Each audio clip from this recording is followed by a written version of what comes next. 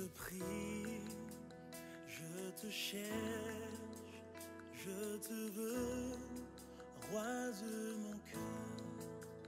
Je te loue, je t'adore, je te célèbre, roi de mon cœur.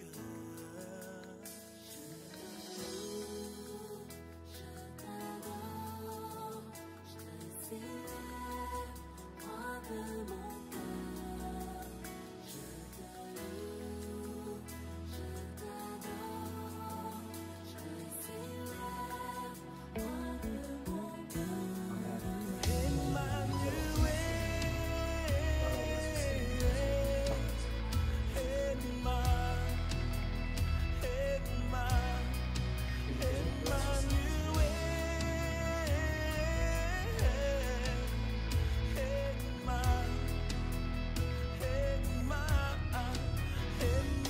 Jean, ayant vu Jésus venir vers lui, Jean était stupéfait. Première réaction, Jean n'a pas accepté. Pourquoi il vient pour se faire baptiser alors qu'il est Dieu? Il est Dieu. Jean savait qui était Jésus. Mais Jésus vient pour se faire baptiser. En d'autres termes, pour Jean, ce n'était pas logique.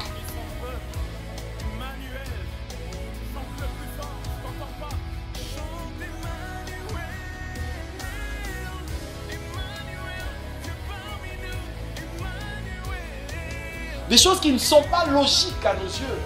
Mais pour Dieu, ça doit s'accomplir afin que s'accomplissent les Écritures. Afin que sa volonté soit parfaite en nous. Jean ne pouvait pas admettre ça.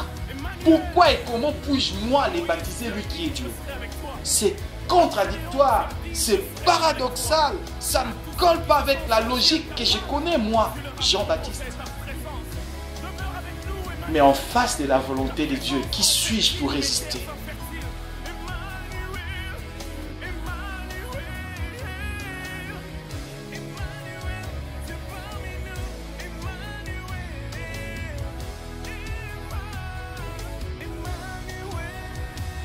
En lingala, ça veut dire Pona sikoyo, ndima kaka.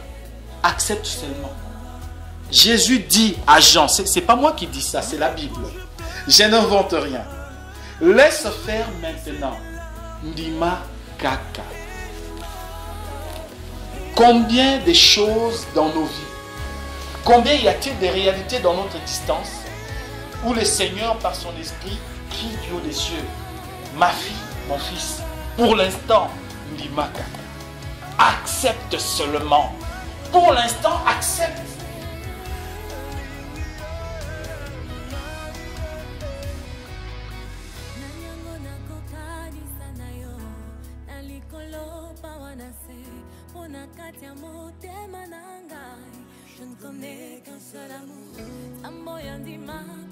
Il est Dieu, il connaît la suite. Il sait ce qui va arriver. Seigneur, mais ça m'est incommodable. C'est pas bon pour moi, ça ne me convient pas, Jésus. Je ne peux pas accepter ça, je ne peux pas avaler ça, Seigneur. C'est pas logique, comme je disais. Seigneur, c'est une situation que tu m'as mis devant une situation que je ne peux pas accepter, Seigneur. Le Seigneur te dit, pour l'instant, ma fille, pour l'instant, mon fils, accepte seulement. Il est Dieu, il sait ce qui arrive. Pour l'instant, ndima kaka. Parce que moi qui ai créé les cieux et la terre, je sais ce que je réserve après. Ça sera quoi? Les gens vont dire, mais comment lui qui essaie, il s'est fait baptiser? Pour l'instant, j'en ndima kaka.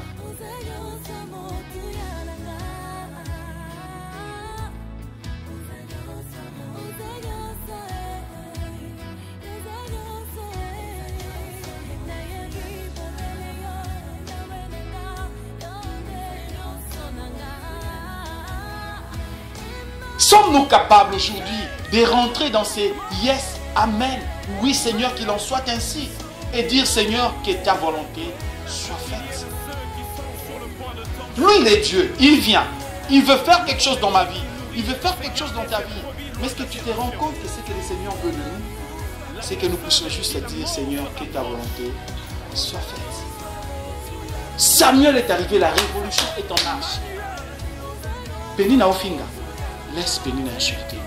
Parce que ce que Dieu prépare, c'est une dimension tellement haute. Ça ne vole pas bas le niveau du sacrificateur Élie qui péchait tout le temps. Non, ce que Dieu est en train de préparer, c'est quelque chose qui vole haut. Une dimension de sanctification et de sainteté, d'obéissance, de l'onction, de puissance, de miracles, de guérison, à un point tellement haut que le diable ne verra que le flash. Les ennemis de ta vie ne comprendront rien. Ils seront surpris quand Dieu a... Pour l'instant, David, il dit Makaka, qu'il te poursuive, qu'il te poursuive. Il a l'air d'être plus fort que toi. Ma soeur, mon frère, des situations qui semblent être plus fortes que vous, accepte Seigneur. Parce qu'au temps de Dieu, ce qui va tuer Saül, David avait essayé où t'as dit. Quand Dieu s'occupera de tes ennemis, toi tu auras pitié de tes ennemis. Est-ce que vous comprenez? Les jours où Dieu va s'occuper de tes ennemis, toi-même tu diras papa, pardon, Seigneur, Yokamawako.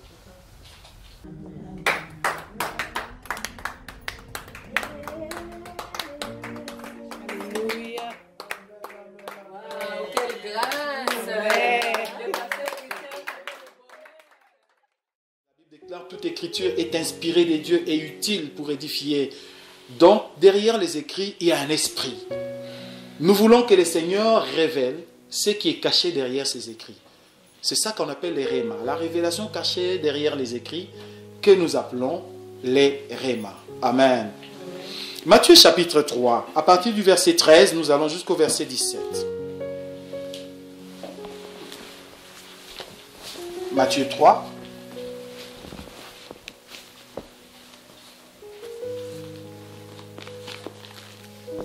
« 13 à 17. La parole du Seigneur déclare: Alors Jésus vint à Galilée, de la Galilée au Jourdain vers Jean, pour être baptisé par lui. Mais Jean s'y opposait en disant: C'est moi qui ai besoin d'être baptisé par toi, et tu viens à moi. On a mis un point d'exclamation. Jésus lui répondit: Laisse faire maintenant, car il est convenable que nous accomplissions ainsi tout ce qui est juste. Et Jean ne lui résista plus. Dès que Jésus eut été baptisé, il sortit de l'eau, et voici, les cieux s'ouvrirent, et il vit l'Esprit de Dieu descendre comme une colombe et venir sur lui. Et voici une voix se fit entendre des cieux, disant: Celui-ci est mon Fils bien-aimé, en qui j'ai mis toute mon affection. Amen. Le baptême de Jésus, ce n'est pas ça notre thème. Je vais donner notre thème tout à l'heure. Jésus vient dans une période où Jean-Baptiste était en train de faire son travail. Il préparait les chemins du Messie. Il prêchait la parole de la repentance, une parole marteau, une parole qui brisait, une parole qui amenait les âmes à se repentir, à s'apprêter parce que le Messie arrive. Jésus était déjà là. Et Jean, après avoir converti des gens, il est baptisé. Ceux qui recevaient la parole se faisaient baptiser. Ils étaient donc auprès. Le baptême des gens, la Bible précise que c'est un baptême de repentance. Et parmi les gens qui venaient dans la foule, Jésus est arrivé aussi. Jean est celui qui a annoncé qui était Jésus. Il a dit: je suis le précurseur, je suis venu préparer la voie. Je prépare le chemin de celui qui viendra. Celui qui viendra, il est plus grand que moi. Je ne suis même pas digne d'ouvrir les courroies de ses sandales. Moi, je vous baptise d'eau. Lui, il vous baptisera du feu et de l'esprit. Il est plus grand que moi. Jean a rendu témoignage. Mais voilà la personne de qui Jean rendait témoignage, donc Jésus-Christ, qui arrive à son tour devant Jean, non pas pour libérer l'esprit et le feu, comme Jean l'avait annoncé, qu'il baptise de feu et d'esprit, mais il est venu, il a fait la file, et il voulait aussi que Jean le baptise. Écoutez, Jean baptisait du baptême d'eau, baptême de repentance. Jésus avait-il besoin de se repentir de quelque chose? Absolument pas. Il est Dieu, sans péché. Il n'a pas de péché, il n'a pas connu de péché, bien qu'ayant été tenté en toutes choses. Mais la Bible nous dit que Jésus-Christ est allé pour se faire baptiser auprès des gens. J'ai écrit ici dans mon petit commentaire tout ce qui s'est passé dans la vie de Jésus-Christ. Tout. a eu un sens. C'est toujours afin que s'accomplisse ce qui avait été écrit par les prophètes. Afin que s'accomplisse ce qui avait été écrit. Tout ce qui s'est passé. Donc Jésus est venu pour se faire baptiser. Donc cela aussi a été révélé, a été écrit. Oui, cela est aussi dans les écrits prophétiques qu'il fallait que Jésus-Christ fasse ça pour que les normes exigées dans la foi chrétienne soient accomplies.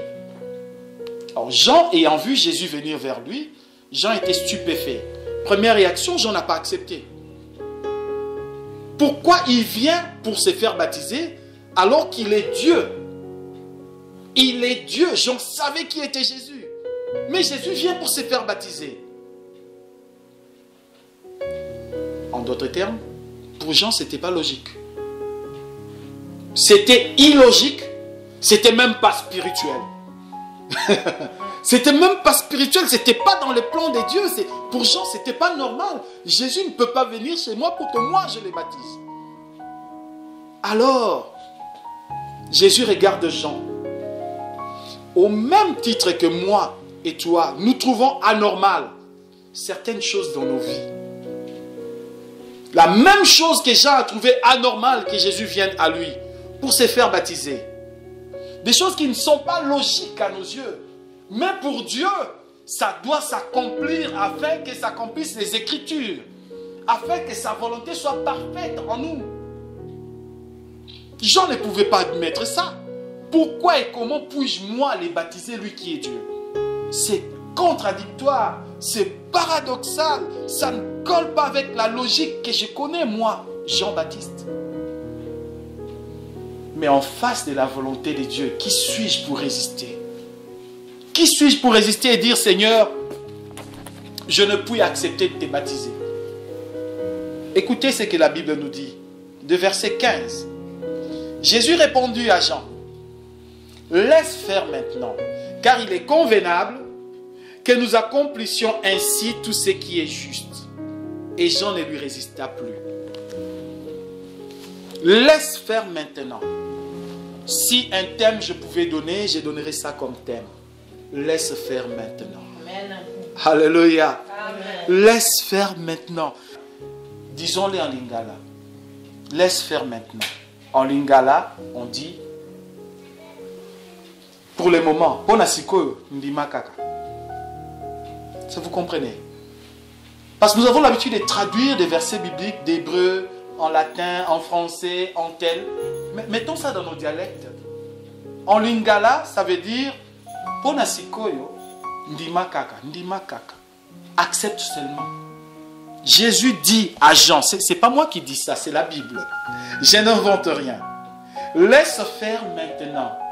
Ndima kaka. Combien de choses dans nos vies, combien y a-t-il de réalités dans notre existence où le Seigneur par son esprit crie du haut des cieux, ma fille, mon fils, pour l'instant, ndima kaka. Accepte seulement. Pour l'instant, accepte. Il est Dieu, il connaît la suite. Il sait ce qui va arriver. Seigneur, mais ça m'est incommodable. C'est pas bon pour moi, ça ne me convient pas, Jésus. Je ne peux pas accepter ça, je ne peux pas avaler ça, Seigneur. C'est pas logique, comme j'en disais. Seigneur, c'est une situation que tu m'as mis devant une situation que je ne peux pas accepter, Seigneur. Le Seigneur te dit, pour l'instant, ma fille, pour l'instant, mon fils, accepte seulement. Il est Dieu, il sait ce qui arrive. Pour l'instant, ni makaka. Parce que moi qui ai créé le ciel et la terre, je sais ce que je réserve après. Amen. Ça sera quoi? Les gens vont dire, mais comment lui qui essaie, il s'est fait baptiser? Pour l'instant, j'en dis ma caca. Parce que aussi vrai que je serai baptisé, Jean, c'est un signe. Parce que moi, Jésus, je transformais ce baptême. Ça ne sera plus un baptême de repentance, mais ça sera un baptême où je descendrai dans les séjours des morts pendant 3 jours. Et je ressusciterai les morts de l'humanité entière. Je sauverai l'être humain que Dieu a créé. Le pouvoir que Adam avait perdu en péchant, Satan a dit, il a récupéré le pouvoir. Satan, en entendant Jésus dans Matthieu 4, il a dit, regardez tout ceci, ça m'appartient. Mais Jean, accepte seulement pour l'instant que je sois baptisé. Parce qu'après ce baptême, quand je serai mort et ressuscité, moi Jésus, je dirai, tout pouvoir m'a été donné. Dans les cieux, sur la terre et sous la terre. Pour l'instant, Jean, accepte seulement. Oh, j'en ai vu des choses. Et j'en vois des choses dans notre existence ici-bas où on s'est dit, Seigneur, en face de telle réalité, ça ne passera pas. Seigneur, c'est dur. Seigneur, c'est difficile. Je ne peux pas accepter ça. C'est pas bon, c'est pas bon, c'est pas parfait. J'en suis opposé, effectivement. Mais vous savez, il n'est pas le seul à s'opposer à la volonté de Dieu. Il y a eu une autre personne dans la Bible qui s'est aussi opposée à la volonté de Dieu. Et pensant bien faire. Ouvrez un peu nos Bibles dans Job, les chapitres 38. Job 38.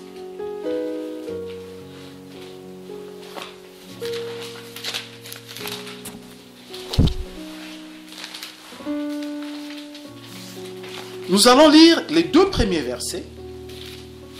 Et je voudrais plutôt que quelqu'un parmi vous nous lise ces versets-là. Les 2 premiers versets de Job 38.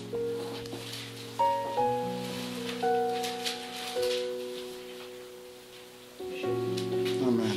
L'Éternel répondit à Job du milieu de la tempête et dit, qui est celui qui obscurcit mes desseins par des propos dénués de connaissance? Maman, bandez-le quoi. L'Éternel répondit à Job Merci. du milieu de la tempête et dit, qui est celui qui obscurcit mes desseins par des propos dénués de connaissance? Qui est celui qui obscurcit mes destins? Chez moi, on a dit par des discours sans intelligence. Job, en parlant, il pensait qu'il parlait bien. Il pensait qu'il se défendait bien. Il pensait qu'il était dans la logique. Ben, je vais montrer à Dieu que ce que j'ai subi, c'est une injustice et que je ne mérite pas ça. J'ai perdu tous mes avoirs, mes richesses, mes biens. J'ai perdu même mes enfants. J'ai perdu au-delà des enfants, même ma propre santé. Je ne vaux plus rien. Il a parlé avec hardiesse. Le Seigneur répond à Job. Qui est celui qui obscurcit mes destins? Ça veut dire que quand tu gesticules là, Job, il ne fallait même pas gesticuler, il ne fallait même pas au là. Il fallait rester dans cette position-là, simplement comme ça, lima kaka. Pour l'instant, accepte seulement. Parce que moi, Dieu, je suis capable de te rendre tout ce que tu as perdu. Je suis capable de te rendre tout ce que tu as perdu au-delà même. Oh, nous savons tous quand Dieu a restauré Job, comment Job a été restauré, à quel niveau. Sommes-nous capables aujourd'hui de rentrer dans ces yes, amen, oui Seigneur, qu'il en soit ainsi, et dire Seigneur, que ta volonté soit faite. Lui, il est Dieu, il vient, il veut faire quelque chose dans ma vie, il veut faire quelque chose dans ta vie. Mais est-ce que tu te rends compte que ce que le Seigneur veut de nous, c'est que nous puissions juste dire Seigneur, que ta volonté soit faite. Alors il n'a pas perdu le temps. Un seul instant, le Seigneur nous a dit, quand vous priez, dites, notre Père qui es aux cieux, que ton nom soit sanctifié, que ton règne vienne. C'est le verset 10 de Matthieu 6. 10. Le verset 10 dit, que ton règne vienne, que ta volonté soit faite sur la terre comme au ciel. Nous lisons ça et nous comprenons pas ce que nous lisons. Mais on dit clairement que ta volonté soit faite sur la terre comme il en est au ciel. J'ai parlé avec Maman Kassongo, Maman Apôtre Monique. Je lui ai dit, Maman, moi je pense que quand tu es ici, tu veux aller en Afrique, tu as préparé des colis pour telle personne, voilà, celui-là je vais lui donner tel ensemble de vestes, l'autre des chaussures, l'autre des chemises, l'autre... Tu as prévu.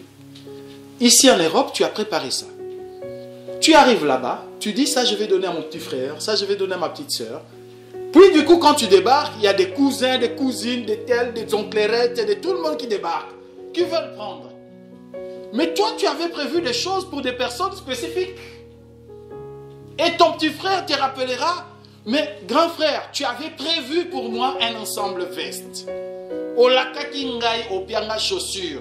Que j'aurais les Jimmy Weston là, comme maman Micheline l'avait dit tout à l'heure. Tu m'avais promis ça, grand frère. Oui, il y a quelque chose qui était prévu là-bas. Une volonté qui est promise et qui doit se réaliser à tel endroit. Ces versets-là, que ta volonté soit faite sur la terre comme au ciel. Quand on dit comme, c'est une comparaison entre la volonté du ciel et la volonté de la terre. En d'autres termes, il y a deux volontés. Il y a ce que je veux et ce que Dieu veut. Ce jour-là, il s'est retrouvé à Gethsémani. Matthieu 26. Père, s'il est possible que cette coupe s'éloigne de moi, s'il est possible que cette coupe s'éloigne de moi, que je ne la boive pas, c'est trop amer, c'est trop douloureuse. Mais toutefois, non pas ma volonté, mais la tienne. Pour Jésus, si cela ne dépendait que de lui, l'atrocité de la souffrance qu'il allait subir quelques minutes après, c'était wow. Aucun homme n'accepterait ça. Le châtiment qui nous donne la paix est tombé sur lui. Il a porté tout ce que nous avions mérité. Et lui, il a pris sur lui. Et il disait au Père, papa, c'est trop lourd. Mais toutefois, non pas ce que je veux, mais ce que tu veux. Ce que le Père voulait, c'était quoi? Ndima kaka. C'est ce que le Père voulait. Accepte maintenant. Jean, accepte maintenant. Pour l'instant, accepte. Il faut que ça soit comme ça pour l'instant. Parce qu'après, la Bible déclare, et c'est une précision, c'était un contrat. Quand le fils est mort, le père a dit, ok, le fils signe le contrat en disant, tout est accompli. Ok, j'ai fait ma part, maintenant à toi de faire la tienne. 3 jours après, le père a envoyé l'esprit de la résurrection qui a soufflé, qui a secoué la terre. La Bible déclare, la tombe a été vidée, la terre a tremblé, la pierre a sauté, les militaires ils sont tombés comme morts. Et Jésus est sorti du tombeau, victorieux, ressuscité, vivant plus que jamais vivant. Non, c'était une promesse. Parce qu'il y a une volonté là-bas. Et voilà pourquoi, quand nous regardons ça dans Philippiens, la Bible dit, c'est le chapitre 2 de Philippiens, ayez en vous le sentiment qui était en Christ Jésus, lequel, existant en forme de Dieu, n'a point regardé le trône comme une proie à arracher d'être égal à Dieu. Mais il s'est rendu obéissant en s'humiliant jusqu'à la mort de la croix. C'est pourquoi aussi Dieu l'a souverainement élevé et lui a donné le nom qui est au-dessus de tout nom, afin qu'au nom de Jésus, tout genou fléchisse dans les cieux, sur la terre et sous la terre, et que toute langue confesse que Jésus-Christ est Seigneur à la droite du Père. Pour l'instant, accepte seulement. Maintenant, ma soeur, mon frère, je ne sais pas ce que tu traverses dans ta vie. Je ne connais pas les événements de ton existence, mais Dieu les connaît. Et ce que Dieu m'envoie comme message aujourd'hui pour vous communiquer, c'est ce que Jésus a dit à Jean-Baptiste. C'est ces messages-là. Pour l'instant, quel que soit ce que tu traverses, n'oublie pas, Dieu te contrôle. Ndimakaka. Accepte seulement. Pour l'instant, ce n'est pas définitif. Le désert n'était pas un lieu permanent pour les enfants d'Israël. C'était un passage. C'était un passage. Si tu traverses un désert, sache qu'il est une volonté de Dieu qu'Israël traverse les déserts. Mais ils n'y demeureront pas. Ils passent seulement. Ils atteindront la terre promise. Pour l'instant, Ndimakaka. Accepte seulement. Pour l'instant. J'accepte, Seigneur. Je dis oui à ta volonté. C'est parfois difficile, mais il faut que nous arrivions à obtempérer pour laisser le Saint-Esprit agir. Pas que nous multiplions les vaines paroles au point d'obscurcir les destins de Dieu, comme Job avait fait.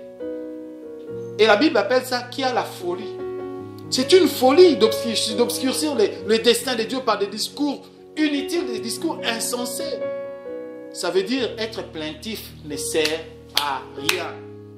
La Bible ne dit-elle pas, lequel parmi vous peut ajouter une coudée à la longueur de sa vie par ses inquiétudes? Lesquels? Ça ne sert à rien de s'inquiéter, à rien. Spirituellement, ce n'est pas bénéfique. Physiquement, ce n'est pas bénéfique. Spirituellement, tu obscurcis les plans de Dieu. Physiquement, tu te fais humilier auprès de toutes ces personnes-là. Qui dès que tu tournes d'eux, ils vont dire, voilà, il a dit ça. Voilà, il se plaint encore. Voilà, elle se plaint. Les gens, pour l'instant, Ndima Kaka, laisse faire. Et l'action du Seigneur dans ta vie, quand elle se réalisera, tu seras la première à être surprise. Amen, amen. Il est un grand nombre de personnes qui ont accepté seulement. J'ai écrit pas mal de choses ici. La volonté de Dieu peut te sembler dure ou difficile à comprendre. Mais il est celui qui a dit, mieux vaut la fin d'une chose que son commencement. Amen, amen. Et j'ai mis l'exemple d'une autre personne ici.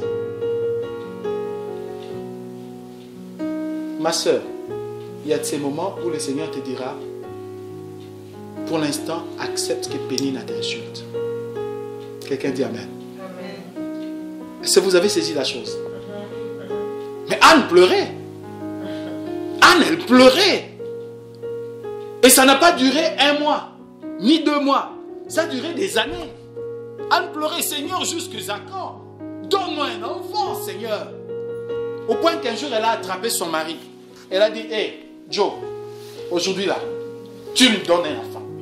Son mari s'est fâché, il a dit, suis-je Dieu pour te donner un enfant? Est-ce que c'est moi qui donne des enfants?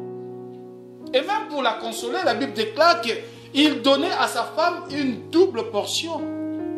Parce que sa femme était stérile. Pour la consoler, il lui donnait plus que la rivale. Et Pénina en profitait bien pour humilier, insulter, médire, calomnier, tout ce que vous voulez. Des mortissements au quotidien. Les larmes de Anne. Pendant toute cette période-là, quand Anne regardait le ciel, le Seigneur disait, Ndima Kaka. Tu sais ce que ça veut dire? Pour l'instant, accepte. Parce que Dieu savait que Samuel était en préparation. Il savait que Samuel est en préparation. Regardez parmi les prophètes qui ont succédé. Oh, Samuel est arrivé. La Bible dit, en ces temps-là, la voix de l'Éternel se faisait rare. Il n'y avait même plus des gens avec qui Dieu pouvait parler. Il n'y avait plus. Même des sacrificateurs avaient péché. Pénina, Ndima Kaka, parce que Dieu est en train de préparer une révolution. L'arrivée de Samuel a changé l'histoire. Au point que Samuel, petit enfant qu'il était, consacré dans les temples, moi, Pierre, Dieu lui a dit des choses. Il est allé trouver le sacrificateur Élie. Père, papa, oui, tu sais ce que Dieu m'a dit? Il était même pressé, il a dit, dis-moi, Dieu t'a dit quoi? Mais c'était lui le sacrificateur. Dieu t'a dit quoi? Samuel a ouvert sa bouche, ainsi parle l'Éternel. Dieu a dit ça, ça, ça, ça. Il y aura un combat, l'ennemi va nous envahir. Toi et tes 2 enfants là, vous mourrez. Waouh! Bombe, prophétie. Samuel est arrivé, la révolution est en marche. Pénina Ofinga, laisse Pénina insulter. Parce que ce que Dieu prépare, c'est une dimension tellement haute. Ça ne vole pas bas le niveau du sacrificateur Élie qui péchait tout le temps. Non, ce que Dieu est en train de préparer, c'est quelque chose qui vole haut. Une dimension de sanctification et de sainteté, d'obéissance, de l'onction, de puissance, de miracles, de guérison, à un point tellement haut que le diable ne verra que du flash. Les ennemis de ta vie ne comprendront rien. Ils seront surpris quand Dieu accomplira son œuvre dans ta vie. Samuel est arrivé, le sacrificateur Élie était surpris. Je parle du sacrificateur Élie, pas les prophètes. Les sacrificateurs Élie. Il n'a vu que du feu. C'était la fin de son mandat. La prophétie de Samuel était poum, poum, poum, poum, tu mourras, toi et tes 2 enfants. Et une histoire de la vie d'Israël a changé, a été tournée. Pour l'instant, Ndima Kaka. Qui d'autre? J'en ai mis pas mal d'exemples. Je vais le dire très rapidement. Il poursuit les petits enfants. Il veut les tuer. Les jeunes adolescents n'a fait que jouer la guitare sur la cour royale. Il n'a rien fait. Qu'est-ce qu'il a fait? Que tu aies un problème dans Mukolombo avec les rois. Mais tu es foutu. David a fui. Mais malgré qu'il a fui la cour royale, Saül continue à le pourchasser. Et David, il a pleuré, il a chanté en disant, Seigneur, mais regardez le psaume qu'il a chanté en courant. C'est des psaumes de complaintes, des psaumes de tristesse. C'est tellement mélancolique. Il ne savait pas où se cacher. Le roi me poursuit de partout. Je me cache dans des roches, dans les rochers, il vient me chercher. Et David a composé un psaume sur ça. Il va dans des montagnes, on vient le chercher. Dans les vallées, on vient le chercher. Il a chanté. Pour l'instant, David, il dit Makaka, qu'il te poursuive, qu'il te poursuive. Il a l'air d'être plus fort que toi. Ma soeur, mon frère, des situations qui semblent être plus fortes que vous, accepte seulement. Parce qu'au temps de Dieu, ce qui va tuer Saül, David avait essayé où t'as dit. Quand Dieu s'occupera de tes ennemis, toi tu auras pitié de tes ennemis. Est-ce que vous comprenez? Le jour où Dieu va s'occuper de tes ennemis, toi-même tu diras papa, pardon, Seigneur. Saül est mort. Un roi ouin, il s'est suicidé. Tellement qu'il était dans une position où il n'avait rien, il n'avait plus de choix. Ou les Philistins l'emportaient vivant et allaient le massacrer là-bas, ou le mieux pour lui c'était qu'il se tue. Il a mis son épée contre terre, il s'est jeté dessus. Saül n'a trouvé des forces que de se suicider. Il a oublié qu'il y a quelque temps, il pourchassait les pauvres innocents enfants qui n'avaient rien fait. Que dire de Joseph?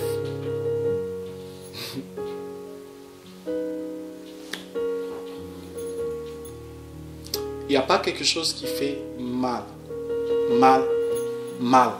comme la trahison. Et la vraie trahison qui fait vraiment mal, c'est la trahison de tes proches. Des gens que tu as aimés. Des gens avec qui tu as mangé sur une même assiette. Sur une même table. Les gens que tu as aimés de tout ton cœur et qui te fassent du mal ou qui parlent contre toi. C'est la chose qui... Joseph a été trahi par ses propres frères. Dieu te dit, pour l'instant, Ndima Kaka. Vous comprenez, peuple de Dieu? Pour l'instant, Ndima Kaka. Laissez la volonté de Dieu s'accomplir. Parce que par leur trahison, vous savez ce que Dieu a réservé après à Joseph. Les temps me manqueraient. Parce que je me suis rendu compte que toute la Bible n'est remplie que de ça. Ndima Kaka. Accepte pour l'instant, accepte seulement. Toute la Bible, en partant par Marie, mère de Jésus. Ndima Kaka. Cette grossesse-là, ça va te créer des problèmes, mais c'est le Messie qui arrive. J'ai parlé de David, j'ai parlé de Joseph. Il faudra que je parle de Jephthé aussi. Vous comprenez un peu tout ça? Toute la Bible n'est remplie que de ça. En d'autres termes, Dieu est en train de te dire et de me dire que dans tout ce que nous traversons, faisons-lui confiance. Faisons-lui confiance. Il sait ce qui arrive. Pharaon est plus fort que moi, il n'y a pas de problème. Il est en train de te pourchasser derrière, devant toi la main rouge, derrière Pharaon arrive. Il dit, Makaka, laisse-le venir. Il va tomber dans les pièges de Dieu. On appelle ça l'embuscade. Il va tomber dans l'embuscade de Dieu, en plein milieu de mer rouge, l'orgueil de Pharaon, dans l'eau. Pour l'instant, dit Makaka, et tu verras la main de l'Éternel. Amen, amen. Nous voulons prier le Seigneur. Oh Seigneur. Oh Jésus.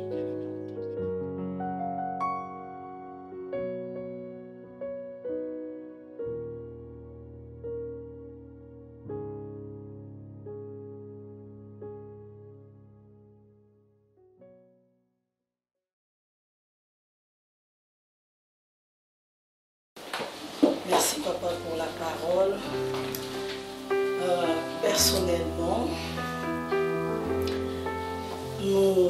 Personnellement, j'avais une question. Vous nous avez dit que, à l'exemple du Seigneur, nous laissons les choses se faire. Tout que ça, je ne sais plus en lingala, c'était bien. Limakaka. Accepte seulement. Je me demande l'attitude, notre attitude. Nous sommes des enfants de Dieu.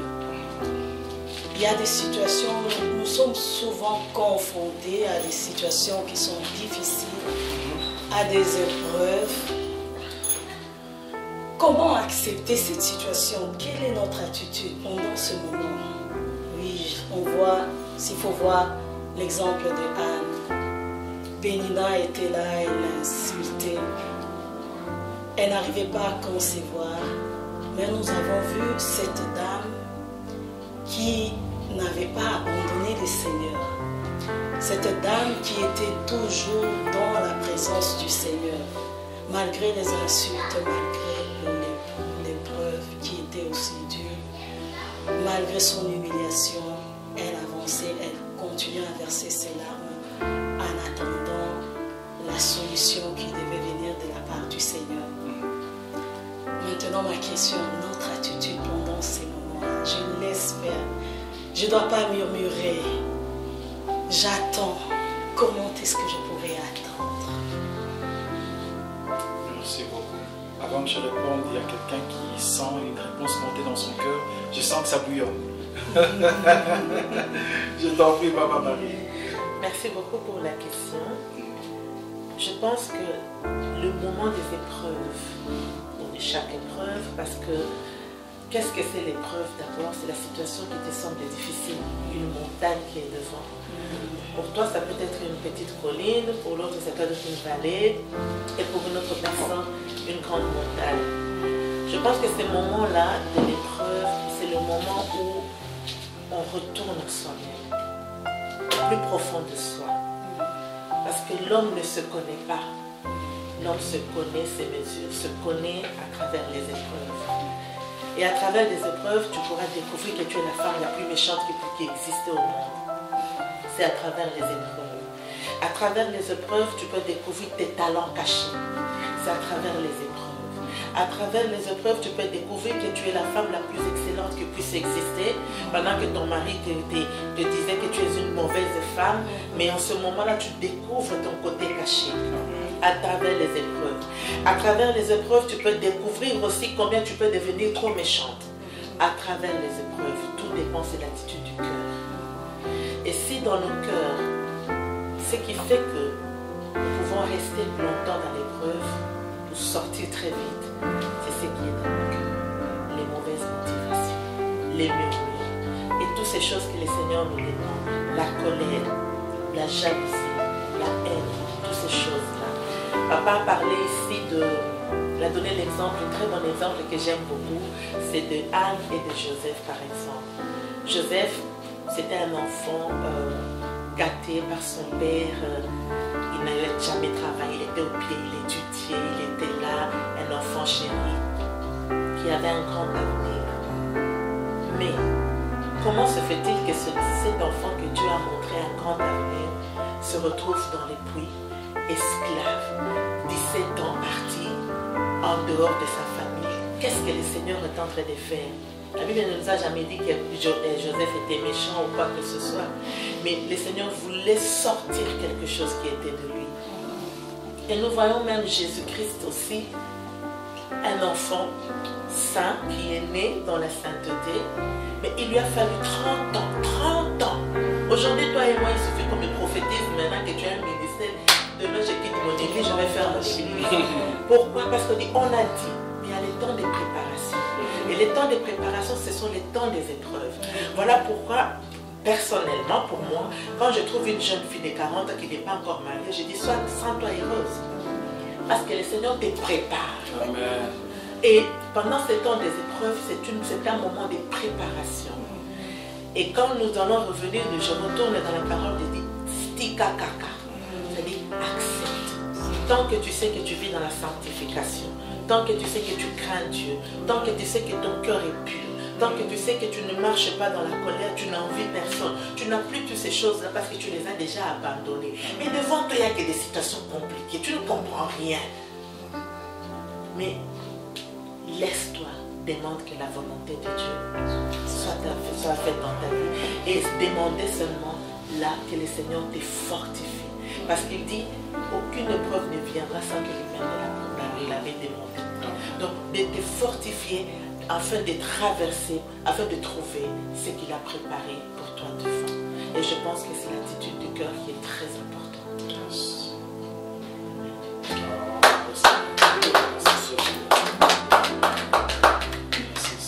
Quelqu'un... Oui, maman. vais aussi rebondir un peu sur ce que le pasteur a dit et sur ce que la sœur Marie vient de dire. C'est vrai, ce qui est difficile quand on se retrouve dans l'épreuve, c'est que c'est toi qui passes en fait cette épreuve, c'est toi qui le vis. Et c'est vrai que quand tu vas voir quelqu'un qui passe l'épreuve, c'est premièrement une personne qui a battu, une personne qui a besoin d'aide, une personne qui ne sait pas où se tourner. Mais dans la plupart des cas, tu verras que la plupart des personnes se tournent soit vers Dieu, ou soit ils se tournent vers les hommes. Or vers les hommes, ils vont croire qu'ils vont avoir une solution, mais la solution ne vient que de Dieu. Maintenant, parmi ce que le pasteur a dit, moi je vais revenir sur Marie. Marie étant une jeune fille, on lui dit voilà, tu vas tomber enceinte. Pour elle, c'était aussi une épreuve. Elle est fiancée. Elle allait dire non, je ne veux pas. On n'allait pas avoir le salut aujourd'hui. Elle a accepté. Et moi, ce que j'ai beaucoup apprécié, en fait, dans son état, en fait, elle a refusé de se tourner vers elle. Mais elle s'est tournée vers Dieu en disant que ta volonté soit faite. C'est-à-dire, il faut accepter l'épreuve dans la vie. Il ne faut pas éviter cela parce que tout ce que Dieu met devant de nous, c'est pour nous aider. Et quand tu sais que tu as un Dieu qui a un projet de bonheur et non de malheur, sache qu'il sera derrière toi. Et c'est comme ça qu'on dit, même si tu passes par le feu ne te brûlera pas. Yes. Alors ce que moi, je trouve, en fait, ce que je trouve à partager ici, c'est que en passant par l'épreuve, notre foi doit être vraiment accrochée, inébranlable et s'attacher à ces dieux-là. Sachant que je ne suis pas seule, sachant qu'il y a quelqu'un qui est avec moi, sachant que même si ceci m'arrive, lui il a déjà prévu là où il va m'amener. Et c'est ce qui est important. Et je pense que quand on tourne notre regard vers Dieu, on ne verra plus l'épreuve. Parce que tu sens que pendant ces temps, il y a quelqu'un qui me soutient. Et à ce moment-là, tu peux traverser. Et c'est ce que j'avais à dire. Merci, Que Dieu vous bénisse. Alléluia. Excusez-moi, ça bouillonne tellement. Parce que tout ce que maman rajoute là, ça, mon cœur se met à bouillonner. Maman Marie dit une bombe. Maman Micheline a ajouté une bombe. Dans la conclusion, maman Micheline dit quand on traverse une épreuve et qu'on place sa foi, sa confiance en Dieu, on ne voit plus l'épreuve. Dans ma tête, ça fait Étienne. Il était là, dans un coin, à genoux. Ses ennemis ont pris des pierres pour les lapider. On va les tuer dans quelques secondes. Et puis ils ont décidé de commencer à balancer. Feu! Ils lui balancent des pierres. Qui a déjà vu un chien mort par lapidation? Rien qu'un chien, même un chat. C'est affreux. C'est affreux. C'est inhumain de tuer quelqu'un par lapidation. Au moment où on s'est mis à les lapider, la Bible déclare Étienne leva ses yeux au ciel. Et lui, il s'endort. C'est ça. On ne voit plus l'épreuve. On ne voit plus les flèches. On ne voit plus la méchanceté des gens. On ne voit plus les injustices. On voit la gloire de Dieu. Il a vu la gloire de Dieu et il a crié cette gloire devant les pharisiens et les Kélibamos. Et il s'est endormi. Que Dieu vous bénisse. Je ne vais pas dire. Je m'étais ça. J'allais revenir sur ce que le maman a dit. Tantôt, quand vous étiez en train de parler, vous aviez parlé de notre Père qui est aux cieux, que ton nom soit sanctifié. La prière de notre Père, je trouve que c'est vraiment une clé pour nous en tant que chrétiens. Parce que quand on dit que ton règne vienne et que ta volonté soit faite sur la terre comme au ciel, je vois pour le règne du Seigneur, je ramène ça dans la réalité quotidienne. Qui dit règne, dit une sorte de domination. On voit un pouvoir, on voit une puissance. Et puis je veux voir notre Dieu, il a effacé l'acte dont les ordonnances nous condamnaient et qui subsistait contre nous. Alors pour dire le règne du Seigneur, quand il descend, nous avons fait appel au Seigneur pour qu'il vienne en nous. Le Seigneur descend s'installer avec un gouvernement. son gouvernement, il y a le pouvoir tel que nous l'avons étudié, pouvoir législatif, pouvoir judiciaire et exécutif. Alors le Seigneur, il vient en tant que législateur, il va mettre des lois et voter de nouvelles lois pour notre vie. Et ce qui vient annuler toute ordonnance qui subsistait encore contre nous. Alors il vient, il met les lois, il vote les lois. Et en tant que pouvoir exécutif, il va s'assurer avec son gouvernement en tant que l'Éternel des armées pour amener l'accomplissement, l'exécution de ces lois. Et l'ennemi, le Satan, comme on dit dans un gouvernement, il y a l'opposition, Satan qui est notre opposant, qui va toujours s'opposer. Et le Seigneur lui-même, comme il est Yahweh Tchikenu, notre défenseur, il est notre justice. Et en tant que pouvoir judiciaire, il va s'assurer que ces lois soient observées. Alors le Seigneur, il descend et je trouve que c'est vraiment la volonté du Seigneur qui va s'accomplir. Ces projets de paix, comme tu le disais, le Seigneur, il a un projet de paix et de bonheur. Et c'est juste sa volonté, quoi. Donc il vient, il met ses projets et il amène cela à la réalisation. C'est pour ça qu'on dit que sa volonté soit faite. Donc je pense que pendant le bref, la meilleure des façons, c'est d'appeler le règne du Seigneur qui vienne s'installer pour que sa volonté s'accomplisse. Seigneur, on soit Je peux rajouter un peu par rapport à ce que vous venez de dire. J'ai toujours cette image dans la Bible où les disciples n'ont pas su délivrer un enfant lunatique. Mais dans cette histoire, il y a quelque chose qui m'a toujours frappé, que c'est le père qui avait découvert ce que l'enfant avait. Lui-même, il a désigné, j'amène mon fils à l'hôpital, on est dans le corps médical, on arrive là-bas, j'ai dit non, mon fils a la fièvre, je pense qu'il a une infection. Et je cite le nom de l'infection avant même qu'il passe au scanner et tout. Et le père avait découvert la maladie. Il a fait un diagnostic. Il a fait un diagnostic, il a dit non, il a cette chose. Et lorsque le médecin des médecins est arrivé, il a confirmé que c'était ça la maladie que l'enfant avait. Mais les disciples ne savaient pas comment chasser cet esprit qui était dans l'enfant. La première des choses, le Seigneur a posé la question en leur disant, jusqu'à quand serai-je avec vous? C'est une question, jusqu'à quand? Pourquoi tu me poses cette question? Il voulait faire comprendre aux disciples que je sois présent ou absent, je suis toujours là. Amen. Je suis avec vous. Et vous n'opérez pas les miracles à votre nom, mais en mon nom. Amen. La première des choses que nous, en tant qu'enfants de Dieu, c'est être conscient de la présence de Dieu. Quoi que la situation. C'est sur ça que notre foi est basée. Notre foi n'est pas basée dans d'autres choses. Même toute parole que nous avons dans la parole de Dieu, elle est basée, quand j'entends le pasteur parler, je dis que c'est l'homme de Dieu. Dieu utilise sa bouche pour nous parler. Donc, je m'accroche dans cette parole. Aujourd'hui, beaucoup de gens ne savent pas rester dans l'épreuve. Et même quand ils disent que ton règne vienne, c'est superficiel.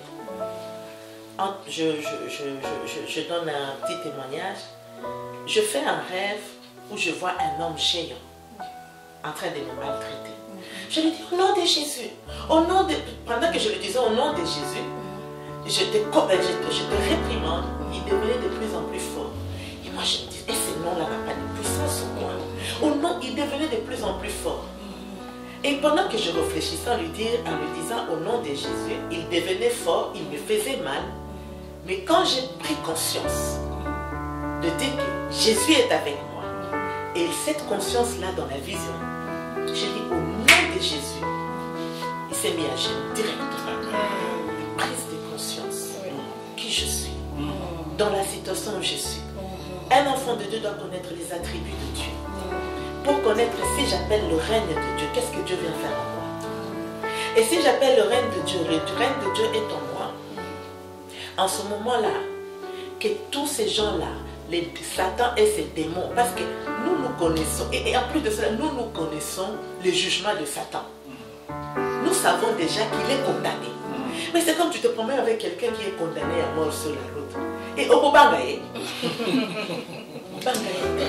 Amen, amen. Il faut juste lui rappeler. Il faut le rappeler. Tu es condamné. Moi, je suis libre. Ta place est en prison. Tu m'embêtes. Arrête de m'embêter. Si tu veux marcher avec moi, sois tranquille. C'est ce que moi je te dis. Arrête de m'embêter. Donc, nous avons oublié notre position. Nous avons pris conscience de la position de la personne qui est condamnée. La personne qui est condamnée n'a plus rien à perdre. Il peut faire des dégâts autant qu'il voudra. Mais elle n'a plus rien à perdre. C'est cette conscience-là, de savoir qui nous sommes. Et quelles que soient les tribulations qui peuvent arriver, rien ne peut me nuire. J'ai découvert si vous me permettez 2 minutes, dans Ésaïe 44 à partir de 21, où le Seigneur il commandait aux cieux, pas au ciel. Il dit, cieux, réjouissez-vous. Profondeur de la terre, réjouissez-vous. Montagne et arbres, réjouissez-vous. Parce que j'ai agi. Parce que Jacob et Israël sont revenus à moi. Je suis restée, je me suis dit, c'est grave cette parole. Si les cieux doivent se réjouir parce que le Seigneur m'a pardonné, ça veut dire que tant que je suis pécheur, les cieux sont fermés. Amen. Tant que je suis pécheur, la terre qui contient mes richesses est fermée. Tant que je suis dans les péchés, les montagnes qui sont devant moi seront fermes. Et les montagnes, les arbres vont commencer à me regarder. Rien ne va bouger. C'est là où j'ai compris, quand on est un enfant de Dieu, la connaissance du Père, le temps qu'il a fixé pour chaque situation, et le temps qu'il ouvre lui-même, et le temps qu'il ferme lui-même. Et en ce moment-là, quand je regarde les épreuves, je dis, tu es là pour me former, pour que j'arrive au niveau que le Seigneur voulait que je sois. C'est la conscience de connaître que je suis avec Dieu.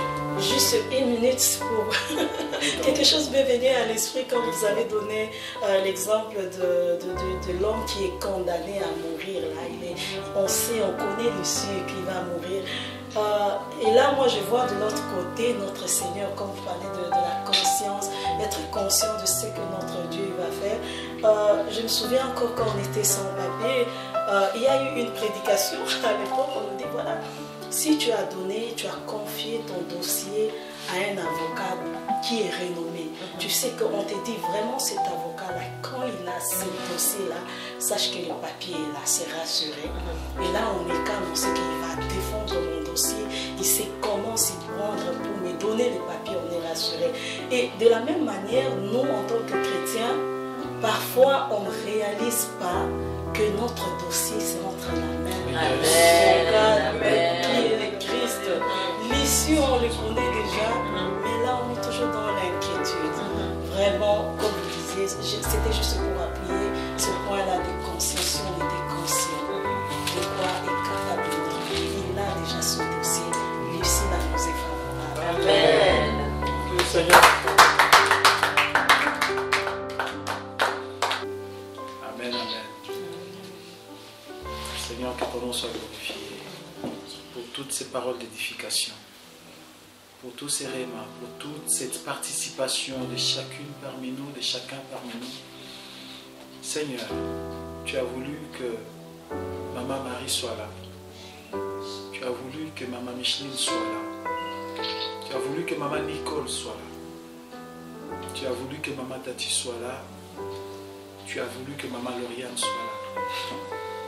Tu as voulu que ces enseignements, ces moments de partage traversent ces frontières pour aller au-delà de la Belgique et que cela touche des âmes dans des différents continents, dans des différents pays. Père, nous prions au nom de Jésus pour que quiconque entendra ceci, que ces sémences de vie tombent dans des terres fertiles et que tes enfants qui sont dans le besoin soient touchés aussi vrai que nous avons été touchés, que eux également soient touchés, que ta parole impacte leurs esprits. Au nom de Jésus. Au nom de Jésus-Christ. Amen.